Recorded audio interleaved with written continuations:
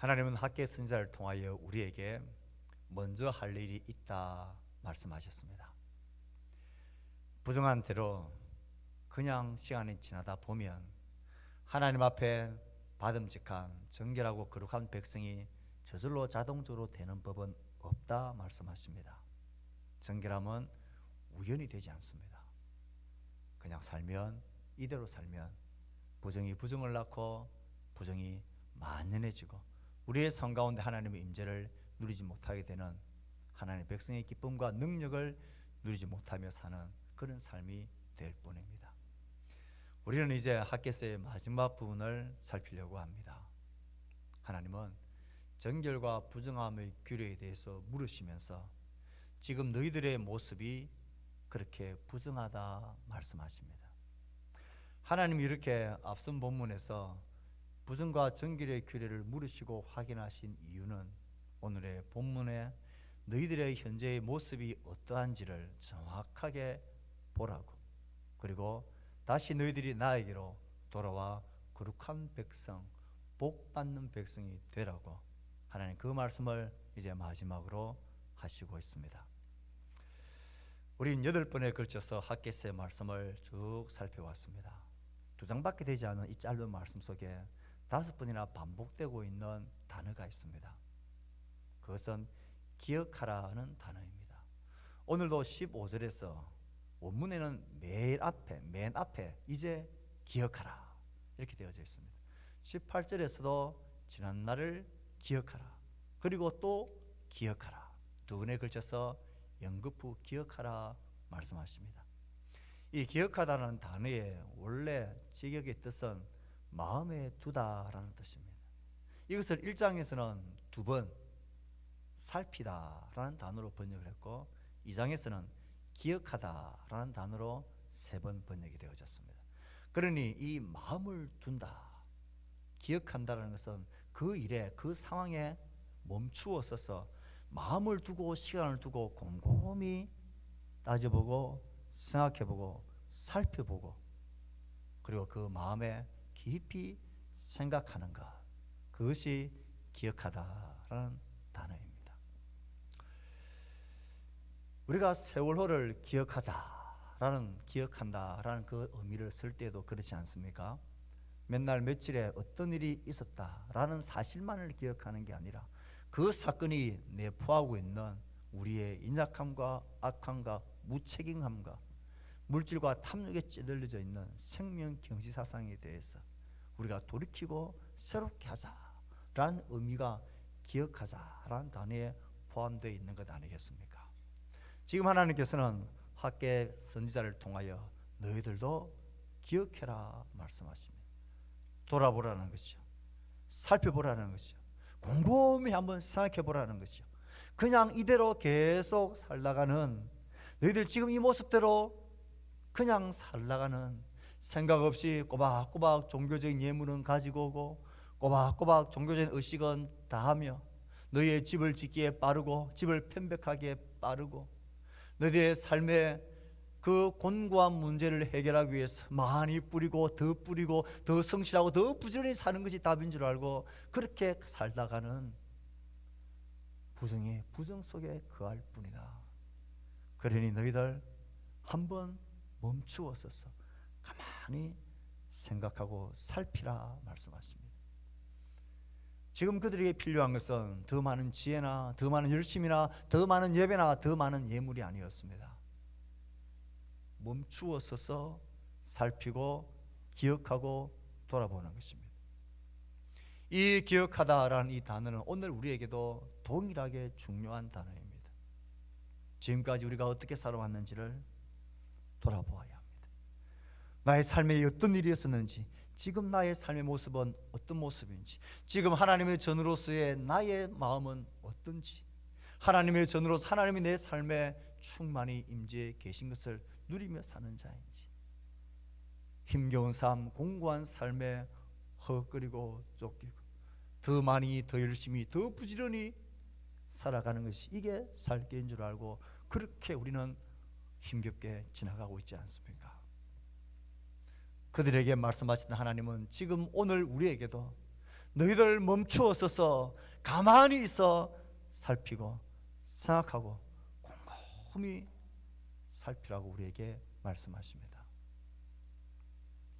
오늘 학개설을 마지막으로 다루면서 하나님이 우리 가운데, 우리의 심령 가운데 살피라고 하시는 그 말씀이 하나님의 말씀으로 우리 각자에게 들려지게 되기를 진심으로 축복합니다.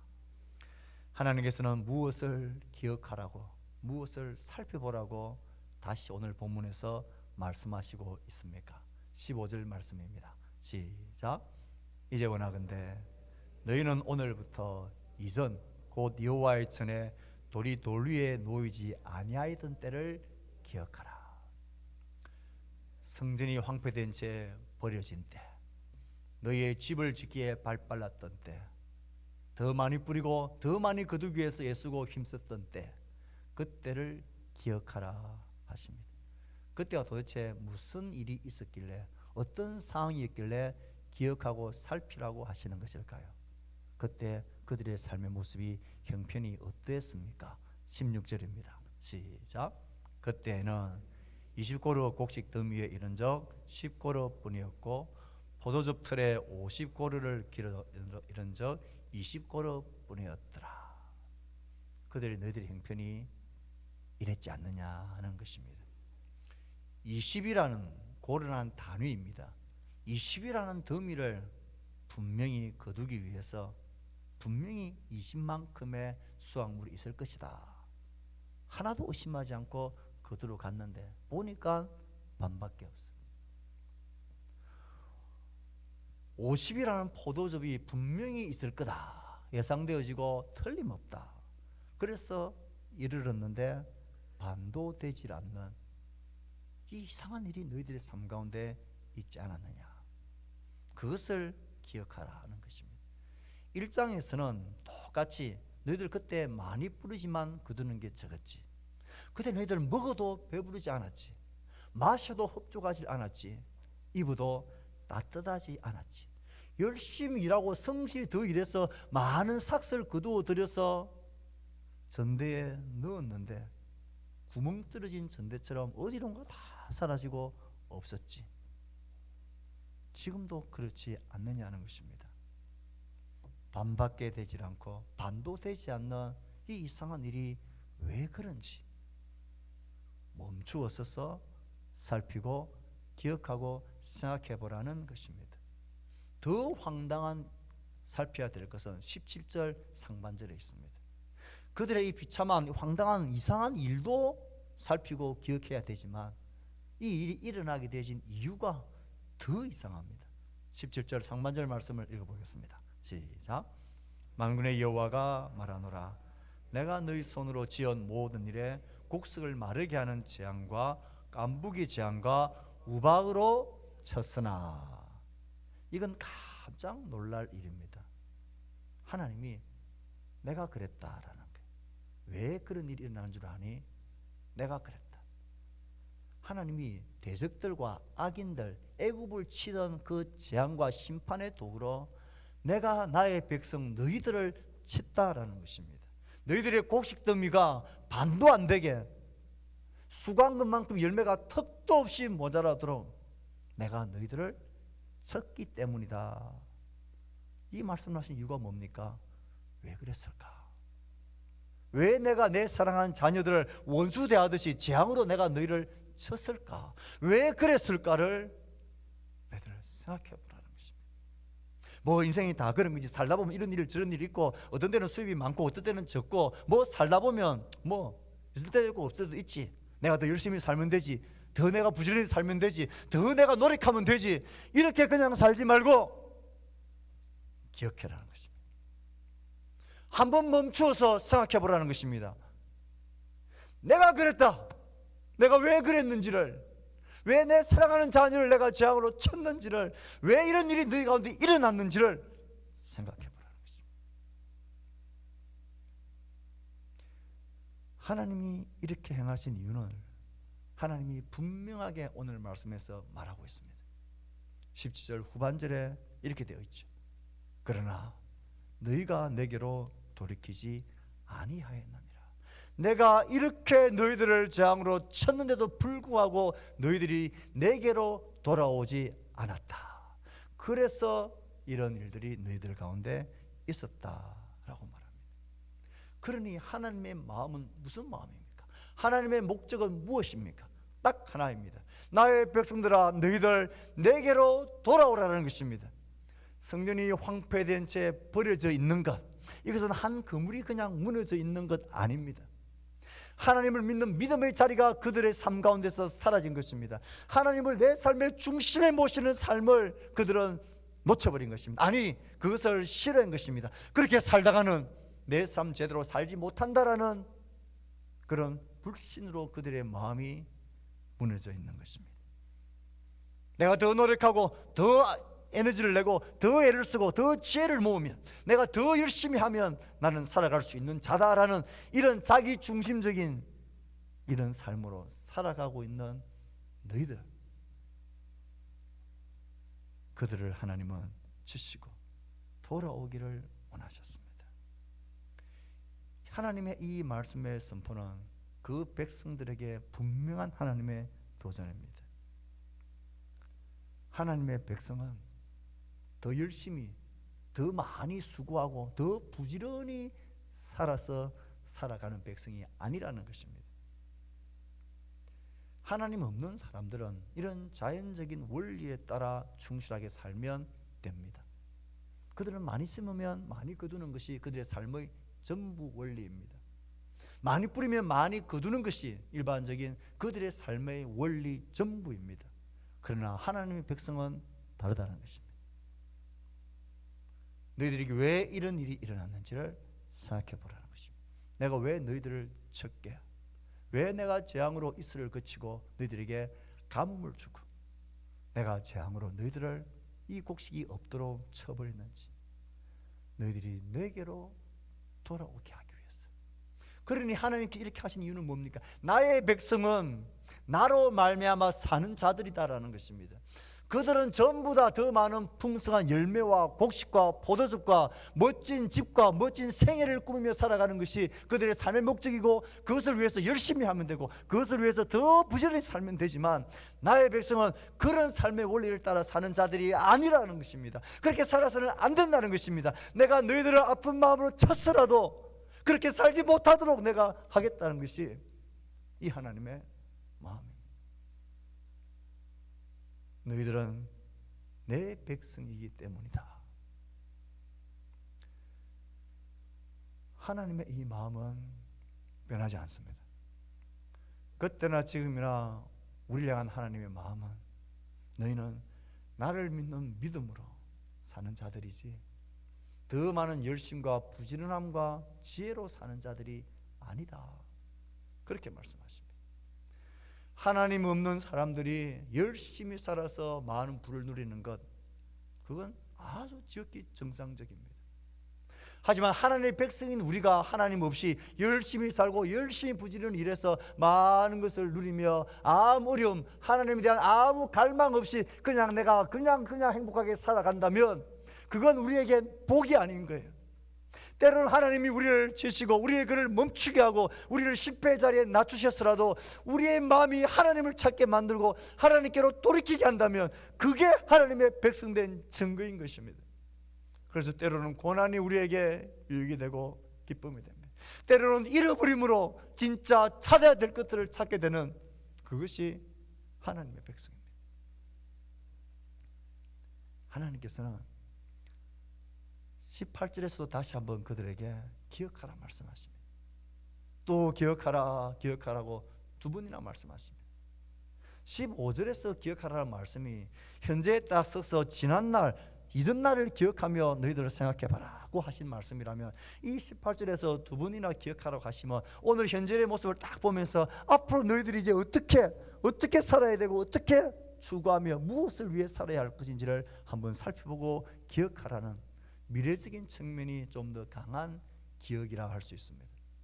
19절 말씀에 하나님은 무엇을 살펴야 될 것을 말씀하십니까? 19절 말씀을 읽어봅시다. 시작. 곡식 종자가 아직도 창고에 있느냐? 포도나무, 무화과나무, 석류나무, 감람나무에 열매가 맺지 못하였느니라.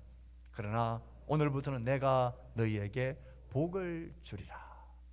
가만히 보십시오. 곡식 종자가 아직도 창고에 있느냐? 이 말은 이제는 종자를 뿌려야 될 그 종자로서의 그 곡식이 너희들 창고에 많이 남아 있지라는 단어가 아닙니다. 이건 부정적인 의미입니다. 너희들 지금 창고에 뿌리고 심어야 될 종자가 있기는 하냐? 없지 않느냐는 것입니다. 너희들이 이제 앞으로 먹고 살아야 될 그 풍성한 열매들, 이런 열매들이 너희들에게 맺혀 있느냐? 없지 않느냐는 것입니다. 너희들이 이제 뿌릴 종자도 없고 지금 너희들의 모습이 지금 당장 먹고 살아야 될 열매들도 없는데 이제 너희들 어떻게 살 거냐는 것입니다. 이 현실이 왜 있었느냐는 것입니다. 이 처참한 현실을 바라보면서 앞으로 너희들이 이제 어떻게 살아가야 할 것인가를 생각해 보라는 것입니다. 그러면서 하나님은 위대한 약속을 다시 하십니다. 그러나 오늘부터 내가 너희에게 복을 주리라. 이게 무슨 말입니까? 뿌릴 종자가 없고 열매가 하나도 없어도 오늘부터 내가 너희에게 복을 주면 너희들은 내가 주는 복으로 얼마든지 살 수 있다. 너희들의 미래는 내가 너희들에게 주는 복에 달려있다는 것입니다. 나에게 달려있다는 것입니다. 이제 이것을 너희들이 한번 깊이 기억하고 생각해 보라는 것입니다. 그러면 하나님은 15절 18절에 이어서 이렇게 기억하라고 하실 때에 나의 백성은 나로 말미암아 사는 백성이다.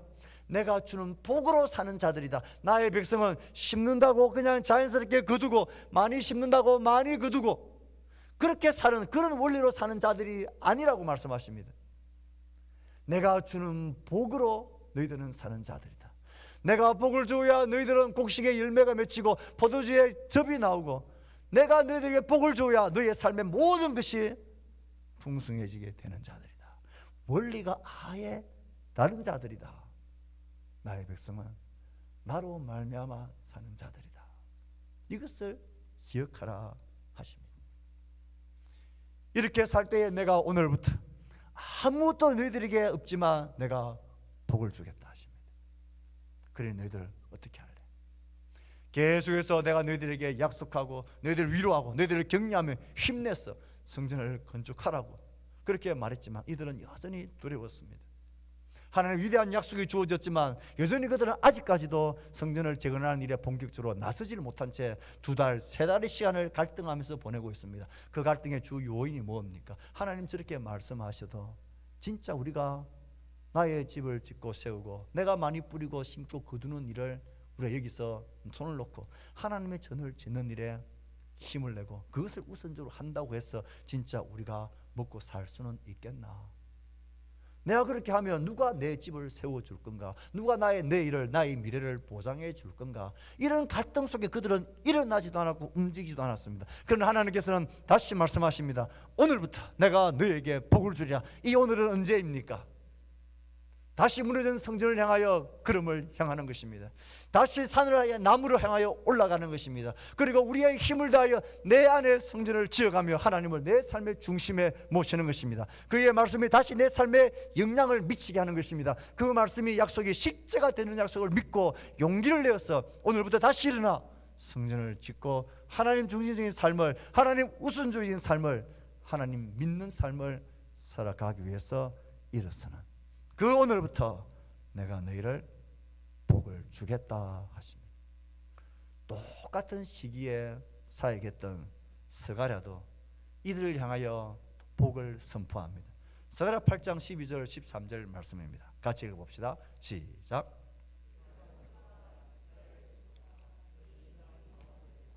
저주가 되었으나 이제는 내가 너희를 구원하여 너희가 복이 되게 하리니 두려워하지 말지니라. 손을 견고히 할지니라. 그들은 두려웠습니다. 그들은 손이 여전히 떨렸습니다. 과연 우리가 씨를 뿌리는 이 손을 거두고 성전을 세우기 위해서 나무를 하러 가도 될까? 과연 우리의 삶이 견고해질 수 있을까? 하나님 정말 그렇게 하실까? 두려웠습니다.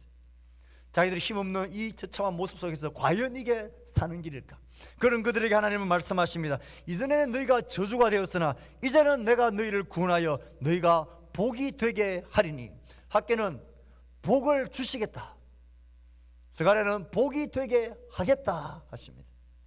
하나님의 성전이 그들 가운데 다시 굳건하게 세워지고 하나님이 그들의 삶의 중심의 자리에 딱 자리하게 되어지고 그의 말씀이 우리의 길이 되고 우리의 등이 되고 우리의 빛이 되어질 때에 하나님은 내가 복을 주겠다. 그리고 복을 너에게 줄 뿐만 아니라 너는 복이 될 것이다. 이 복이 되리란 말은 아브라함에게 주신 복의 약속입니다. 너를 통하여 모든 열방이 복을 받게 되는 복의 통로가 되게 하겠다라는 하나님의 약속입니다. 하나님의 백성은 이 하나님을 믿고 사는 자들입니다. 이 말씀을 믿고 두려워하지 않고 주저하지 않고 하나님의 전을 내 성전으로서의 하나님을 내 삶 가운데 모시는 일에 열심내고 힘내는 이 오늘을 믿는 자들이 하나님의 백성입니다. 세상은 우리를 향하여 말합니다. 넌 교회 안에 처박혀서 예수쟁이들은 너무나 폐쇄주의적이다. 하나님밖에 모른다. 하나님의 말씀밖에 모른다. 세상을 모른다. 그럴 수 있습니다. 그렇게 비칠 수 있습니다. 하지만 우리가 하나님의 진짜 백성이 되는 것, 정말 하나님이 내 삶의 전부로 내 마음 중심에 그분을 딱 모셔드리고 그의 말씀이 내 삶의 진리가 되고 그 말씀을 가지고 나의 일상과 나의 삶의 자리에서 나의 직장의 자리에서 내가 만나는 사람들의 자리 모든 시간 속에서 정말 하나님을 모시고 예배자로 살아가는 그 예배자가 되어지고 그 하나님의 백성으로 살면 하나님은 우리를 복이 되게 하십니다. 그 우리를 통하여 이 복이 나의 동료들에게, 나의 친구들에게, 나의 이웃들에게, 나의 민족에게 흘러가게 하는 복의 통로가 되게 하십니다. 그러므로 우리가 하나님의 백성이 되는 일에 내 삶의 전부를 거는 것, 진짜 한번 후회 없이 하나님을 찾고 하나님을 중심에서 살아내는 이 일은 폐쇄적이나 자기만을 아는 그런 일이 아닙니다. 이 일이야말로 우리가 복을 받고 복이 되어지는 축복의 통로가 되는 가장 강력한 이웃을 향한, 지체를 향한, 나의 올 것을 향한, 가족을 향한 사랑의 헌신입니다. 우리는 더 많이 뿌리고 더 많은 열매를 거두어서 그들에게 좀 더 나누어주고 그들을 섬기는 그 정도의 삶을 사는 자들이 아닙니다. 우리는 하나님이 주시는 복으로 복이 되어지는 자, 그게 하나님의 백성의 삶입니다. 우리 이 사실을 신뢰하고 믿어야 합니다. 여전히 그들은 하나님 그들에게 주신 영광에 충만한, 이전보다 더 큰 나중의 영광, 이 성전에 내가 평강을 주겠다 약속했지만 그들은 얼른 일어나서 성전을 재건하는 일에 여전히 나서지 못하고 있었습니다. 그래서 그렇게 말씀한 지 2달이 지나고 첫 성전을 시작하자라고 했던 지 3개월이 지났지만 그들은 여전히 지금도 머뭇머뭇 주저거리고 있습니다. 그들을 둘러싼 삶의 위협들이, 곤고함들이 그만큼 현실적이고 크고 힘겨웠기 때문입니다. 이 힘겨움은 오늘 하나님의 백성으로 사는 우리가 처한 상황도 똑같습니다. 아니, 더 심하면 심하죠.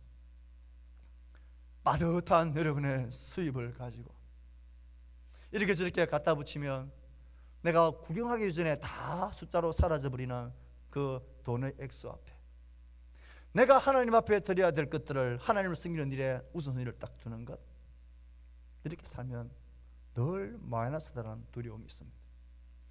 내가 하나님을 예배하고 섬기는 일에 남들이 다 앞서 나가고 눈에 불을 켜는 시간 하나님을 예배하고 하나님에 서 있고 하나님의 말씀을 따라 우직하게 돌아갔어, 우직하게 이렇게 살아가는 것, 이거 뒤처지는 자리 아닌가,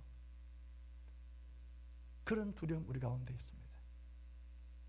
그러나 하나님의 백성은 하나님이 주시는 복으로 사는 자들입니다. 그럴 때 하나님은 우리가 복이 되게 하시는 놀라운 일을 행하시는 하나님이십니다. 그래서 하나님은 그들에게 오늘부터 내가 너에게 복을 주리라. 이제 남은 것은 딱 하나입니다. 그들에게 들려진 하나님의 약속, 이 복에 대한 약속을 그들은 이제 들었습니다. 이제 그들은 어떤 결단과 어떤 결정을 해야 할까요?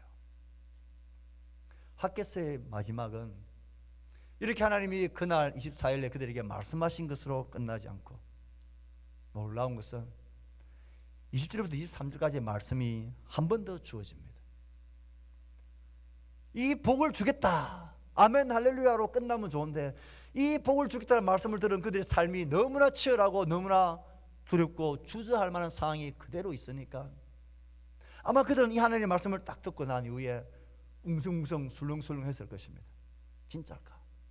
진짜 하나님 우리 이렇게 살아도, 하나님을 먼저 찾아도, 하나님 전을 우리가 먼저 세우는 일에 우리가 올인해도 하나님 우리에게 복을 주시고 복이 되게 하시는 분일까?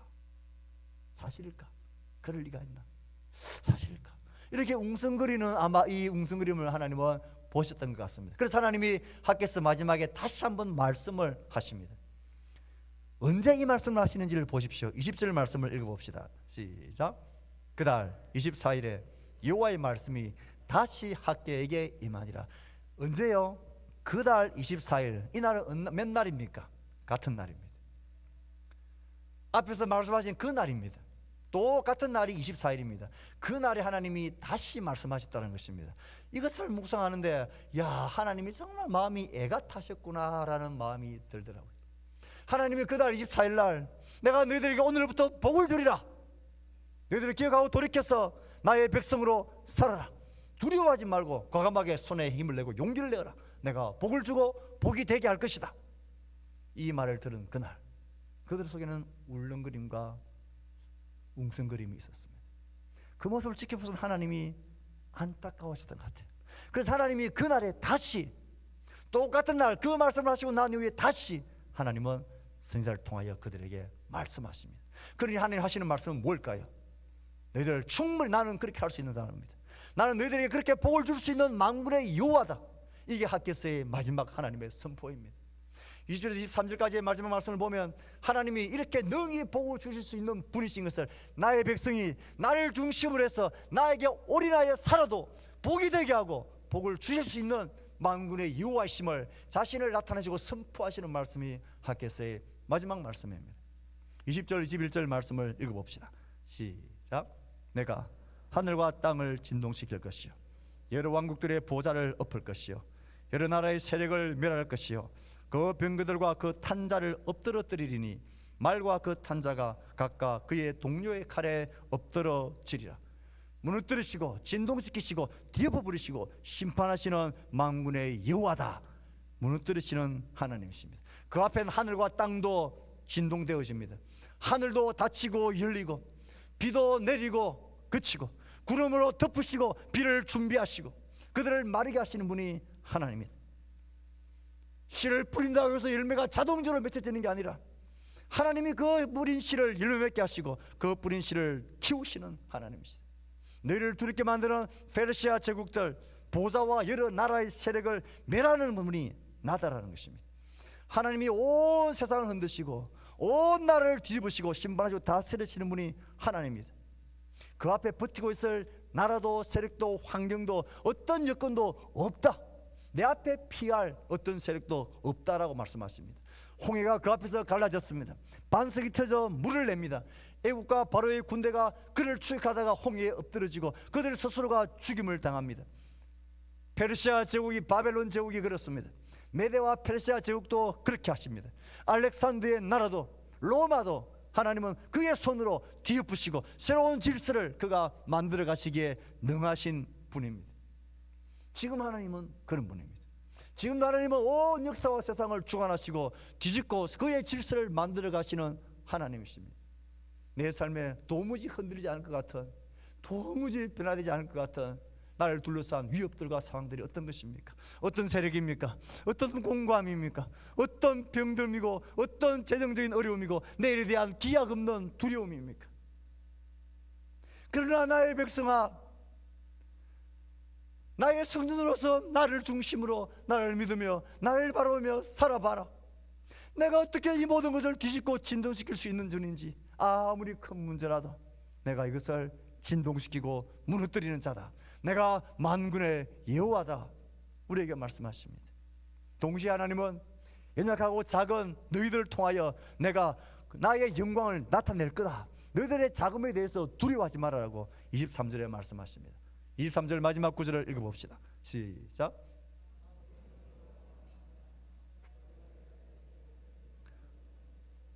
그날에 내가 너를 세우고 너를 인장으로 삼으리니 이는 내가 너를 택하였음이니라. 만군의 여호와의 말이니라 하시니라. 학개서의 마지막 말씀입니다. 스룹바벨은 한 사람이 아닙니다. 사실 이제 바벨론에서 포로 생활하다가 귀환한 백성, 그들은 보잘것없는 한 제국의 저 속국입니다. 그들이 와서 짓는 전도 너무나 보잘것없어, 스스로도 보잘것없어서 실망할 만큼 작은 그런 전입니다. 누구를 위협하고 누구를 두렵게 하고 세상을 변화시킬 만한 그런 건덕지가 될 수 없는 작은 자들입니다.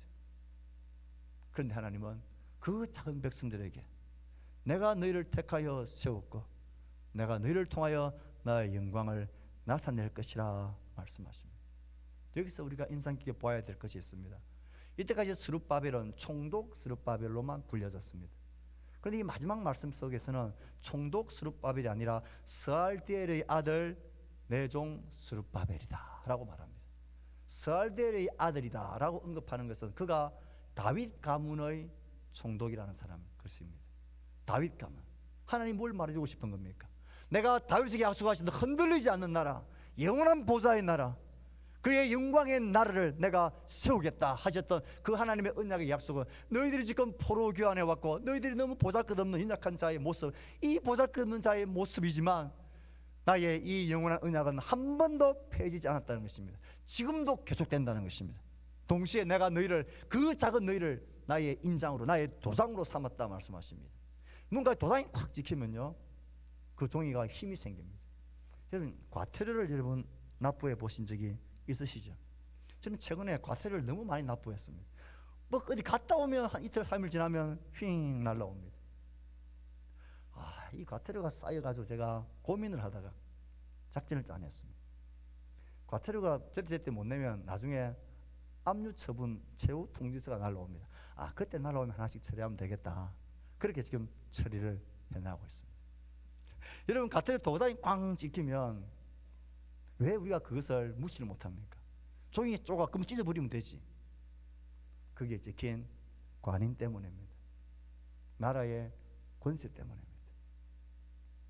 하나님이 너무나 작은 스룹바벨을 총독으로 하는 이 작은 포로교환 공동체이지만 내가 너에게 나의 도장으로 삼았다는 것입니다. 거기에 나의 이름을 두고 나의 능력을 두고 나의 목적을 두고 나의 목표를 두고 나의 마음을 두고 나의 관심을 두고 내가 너희와 함께하고 너희를 보호하고 아무도 너희를 손대지 못하도록 내가 만군의 여호와로 너희를 지키겠다는 것입니다. 문제는 이것입니다. 핵심은 이것입니다. 우리가 하나님의 도장을 가진 하나님의 백성만 되면 됩니다. 하나님 나에게 그의 마음을 두고 그의 인을 찍어 놓으신 내가 하나님의 백성으로만 살기만 하면 하나님은 너희들 두려워하고 무서워하지 마라. 내가 너희들과 함께 할 거다. 너희들이 아무리 작고 휘약해도 너희들을 손댈 자가 없고 너희들을 삼킬 자가 없게 하겠다는 것이 하나님의 마지막 선포입니다. 우리는 학개서의 말씀을 지금까지 쭉 들었습니다. 선지자 학개, 그들은 성전이 황폐되어진 채 근 20년을 보냈습니다.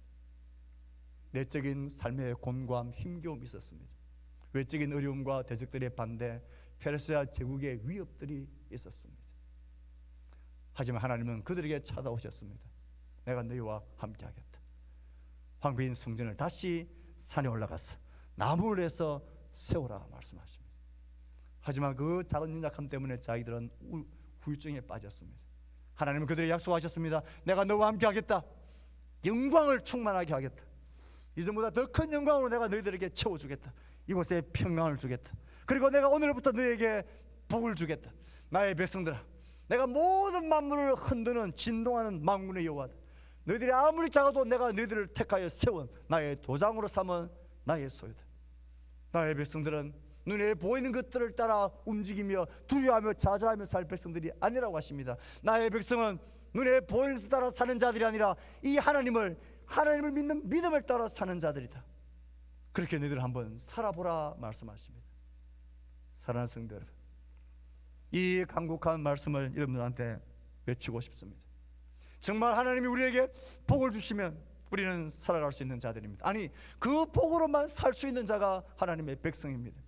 그냥 이대로 지금 이대로 그냥 살아왔던 대로 살면 결코 거룩과 정결로 나가지지 않습니다.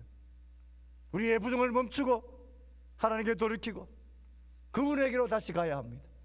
그분의 중심적인 삶을 살아내야 합니다.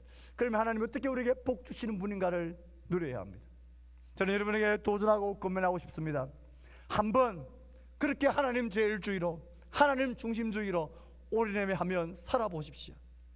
그리고 하나님 앞에, 하나님, 내가 정말 이렇게 하나님께 올인하며 내 성전으로서 하나님을 중심으로 하며 살아갔지 않았습니까?